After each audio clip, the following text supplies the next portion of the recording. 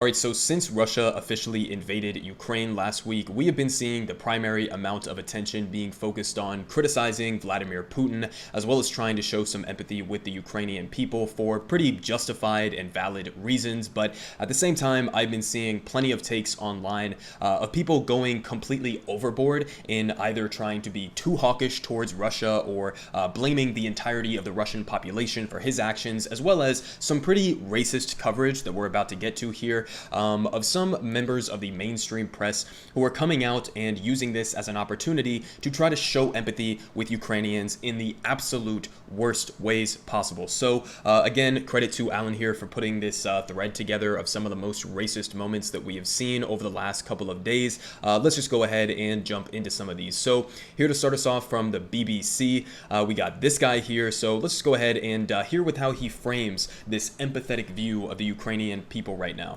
Me, I'm sorry, it's very emotional for me because I see European people with blue eyes and blonde hair being killed, children being killed every day with Putin's missiles and his helicopters and his rockets. And so, of course, I understand and respect the emotion. What you are outlining there is this tension between longer-term efforts to apply pressure to Vladimir Putin, such as financial sanctions, and the very immediate military threat which you're experiencing.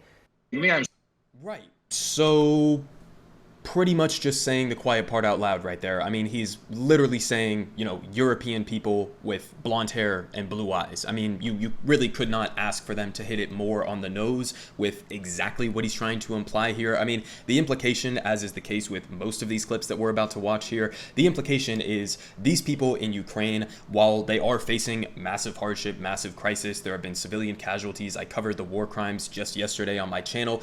No sympathy for Vladimir Putin or any of his actions to justify what he is doing right now. Of course, you feel sympathy with the Ukrainian people, but you shouldn't feel sympathy with the Ukrainian people because they're white or largely have blonde hair and blue eyes, if that's your interpretation, or because they're European. None of those things should be the main, primary, or even any factor whatsoever in your sympathetic view of the treatment that they are receiving from Vladimir Putin right now. Okay, so the obvious analogy that they're trying to compare this current crisis to is like the Middle East and other wars that primarily the United States and our Western allies have been waging in these regions for decades. So the implication here is we should have more sympathy for these white European people who are becoming refugees, who are losing their lives right now and are under threat from an imperial power. We should have more sympathy for them than we do with non-white people around the world who are also victims of imperialism, whether from Russia or from the United States. So again, pretty much hits it on the nose, but we got a couple different other examples here. Here's one from CBS News. Now with the Russians marching in, it's changed the calculus entirely. Tens of thousands of people have tried to flee the city. There will be many more. People are hiding out in bomb shelters. But this isn't a place, with all due respect, like Iraq or Afghanistan, that has seen conflict raging for decades. This is a relatively civilized, relatively European, I have to choose those words carefully too, city where you wouldn't expect that or hope that it's going to happen. So again, he's just saying the quiet part out loud. I mean, he knows in his head what he's actually saying because he just took the time in this clip to pause and to reflect on what he's saying so that he didn't come out and say the racist part out loud. Okay, he's saying, European and civilized countries instead of just saying white people. I mean, that's literally the implication that he's trying to put forward here. He just doesn't really want to say it out loud. And what the fuck was that part at the end there where he's saying that he doesn't hope that this would happen, or that this is the type of region of the world that you wouldn't hope that this type of conflict rages, as if like you should hope that it rages in other parts of the world. Again, completely absurd and ridiculous and bigoted. But on top of all of that, it's also just ahistorical, because if you look at the recent history of all of these different countries, especially in the Middle East that we're talking about here, first off, a lot of the reasons why they've had internal conflict within these countries is because Western European imperialist powers and the United States played a role, went into these countries, colonized them, exploited their people, and then carved up these country borders in ways that made absolutely no sense whatsoever to try to divvy them up amongst imperial powers at the time, and created all of these artificial borders that had nothing to do with the ethnic makeups of the people on the ground and their history history and their culture, etc. So you, from the jump, I mean, you establish these borders of these countries and have been trying to impose this centralized Western style of government on a group of people, or on a region of the world that it never even made sense from the beginning of this entire imperial project from the West. And then on top of that, if you just look at recent history, take Afghanistan, take Syria, take Iraq, what role have Western countries, especially the United States, my own country, what role exactly have we played in these conflicts? Because we weren't exactly bystanders. In fact, I would argue that it's pretty much indisputable that it is because of the United States and our other Western imperial allies that these regions have become so thoroughly fucked up right now. We went into Iraq, killed hundreds of thousands of innocent civilians, completely obliterated their infrastructure, and created a power vacuum that then allowed for the rise of groups like ISIS, okay? And you're gonna turn around and say that they're just like inherently conflict-prone regions? No, they're conflict-prone regions because of us for the most part, okay? So again, completely ahistorical on top of just being bigoted, but we have a couple different other examples here, one from Al Jazeera. Let's go ahead and check in with this one. Population. And as you're talking to us, Matthew, we're playing in the latest pictures of some of the refugees trying to get on trains or trying to get out of Ukraine. And what's compelling is just looking at them, the way they're dressed. These are prosperous, I'm loath to use the expression, these are prosperous middle-class people. These are not obviously refugees trying to get away from areas in the Middle East that are still in a big state of war. These are not people trying to get away from areas in North Africa. They look like any European family that you would live next door to.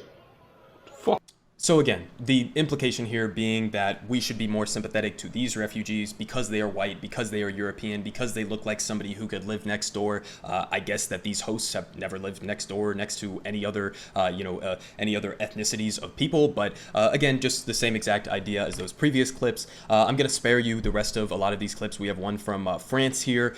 We have some that were written in articles. Vladimir Putin's monstrous invasion is an attack on civilization itself. Britain and the West must come to terms with the loss of influence, etc.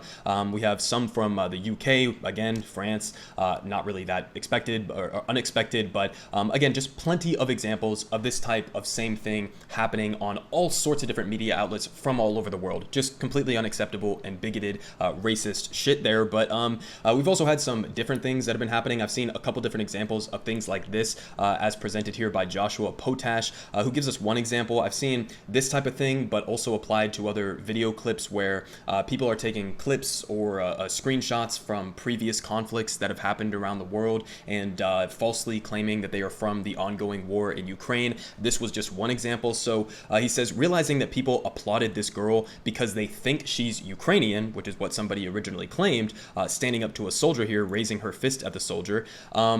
And when in reality, they ignored her when this actually happened because she's Palestinian, really reveals the difference between how white European resistance is treated as opposed to anywhere else. So again, you see here, basically, people were trying to post this as if it was a young Ukrainian girl who was standing up to a Russian soldier, when in fact, it is a young Palestinian girl who is standing up to an Israeli soldier. So again, if you're going to have sympathy, which you should, for the Ukrainian people, you should also have sympathy for other people across the world who are facing the same type of imperial, or in the case of Israel, violent expansionist settler colonial regime that is imposing their will on people who have lived in this area for centuries or decades, okay? This is the consistency that anybody who claims to be on the left should be able to have. If you have sympathy for the Ukrainian people, you should be able to have sympathy for Palestinians who are also trying to resist a violent occupation of their lands, okay? So it's the same goddamn thing, and yet you never hear this when it comes to Israel oppressing, having an apartheid against Palestinians,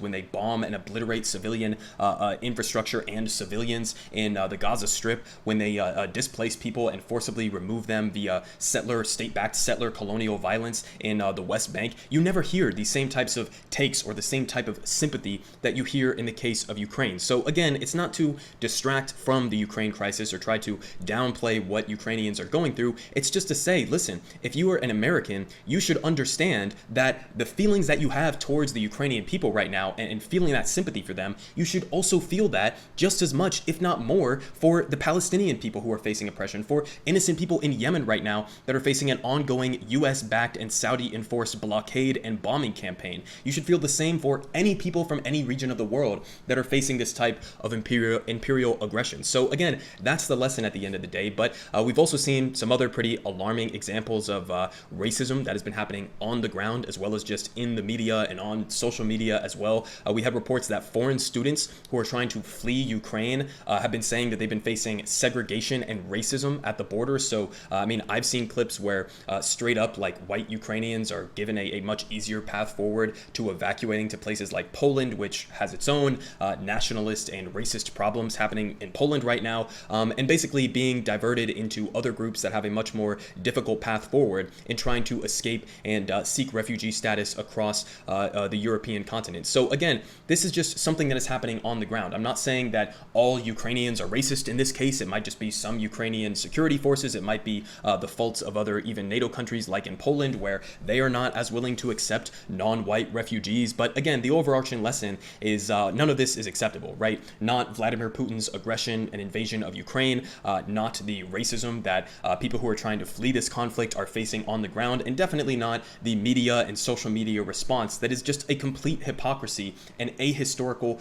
bigoted approach to trying to analyze this situation that is happening in Ukraine right now. You should feel sympathy for the people of Ukraine. You should show solidarity with them in the same way that we should also be calling out the US government right now for continuing to support a genocide in Yemen. We should continue to be calling out the Biden administration for basically looting and stealing money from the Afghan people, potentially putting them in the position where millions of them are set to starve in the immediate future. You should also have sympathy with Palestinians who are facing oppression from the Israeli government that, again, is also largely backed, financed, and given weapons by the US government. So again, it's not to be a hypocrisy burner. It's not to both sides this issue. It's not to, do whataboutism. It's just to say, let's be fucking consistent, right? When you have that sympathy for Ukrainians, have it for everybody else, and don't have this ridiculous, bigoted approach that somehow Ukrainian, white, blonde-haired, blue-eyed people deserve more sympathy than a Palestinian or a Yemeni civilian or a Somalian refugee.